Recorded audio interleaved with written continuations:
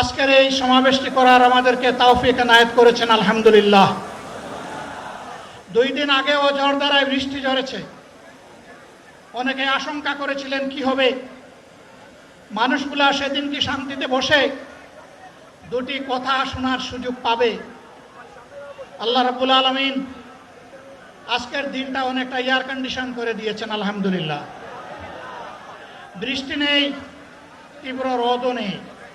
আল্লাহ তাআলার পক্ষ থেকে তার গোলামদের প্রতি এই যে মেহেরবানি, এর জন্য নত শিরে আরেকবার আমি শুকরিয়া আদায় করছি আলহামদুলিল্লাহ। সম্মানিত বন্ধুগণ, যাদের ত্যাগ এবং কুরবানির বিনিময়ে 15.5 বছরের কঠিন অন্ধকার যুগের যাতাতলে পিষ্ট হয়ে যারা তিলে তিলে দুনিয়া থেকে নির্যাতিত হয়ে বিদায় নিয়েছেন, অপশক্তির বিরুদ্ধে প্রতিবাদ করতে গিয়ে বিদায় নিয়েছেন, যারা লড়াই করে আহত হয়েছেন, পঙ্গুত্ব বরণ করেছেন, আমরা তাদের সকলের কাছে গভীরভাবে ঋণী। মহান আল্লাহর দরবারে তৌফিক চাই, বাংলাদেশ জামাতে ইসলামীর অস্তিত্ব যতদিন থাকবে আল্লাহ যেন তাদের ঋণ পরিশোধ করার শক্তিটাও ততদিন আমাদেরকে দান করেন। আমি গভীর পরিতাপের সাথে আপনাদেরকে জানাচ্ছি, আজকের এই বিশাল সমাবেশ আয়োজন করতে গিয়ে আমাদের তিনজন ভাই ইতিমধ্যেই দুনিয়া থেকে বিদায় গ্রহণ করেছেন।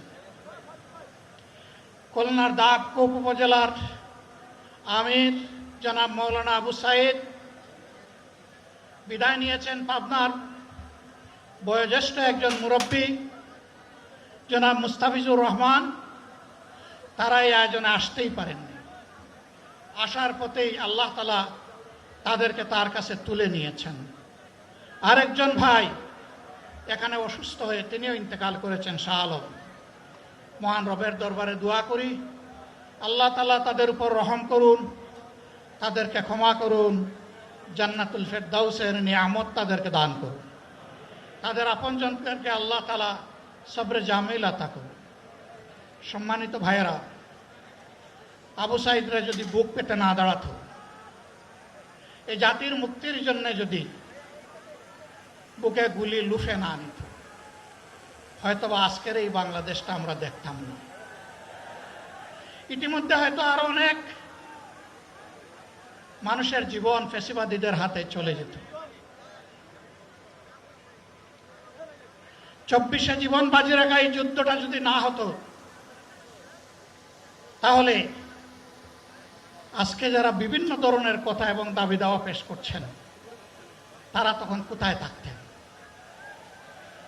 অতএব আসুন, যাদের ত্যাগের বিনিময়ে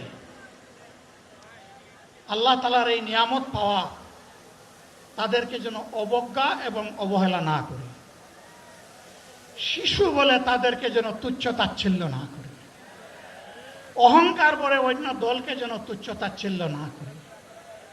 অরাজনৈতিক ভাষায় আমরা যেন কথা না বলি।